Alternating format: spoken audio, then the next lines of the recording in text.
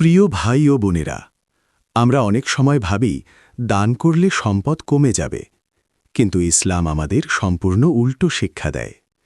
আল্লাহ কোরআনের সূরা আল বাকারা আয়াত 261-তে বলেছেন, বাংলা অনুবাদ, যারা আল্লাহর রাস্তায় স্বীয় ধন সম্পদ ব্যয় করে তাদের উদাহরণ একটি বীজের মতো, যা থেকে 7টি শীষ জন্মায়।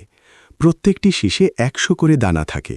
আল্লাহ অতি দানশীল, সর্বজ্ঞ।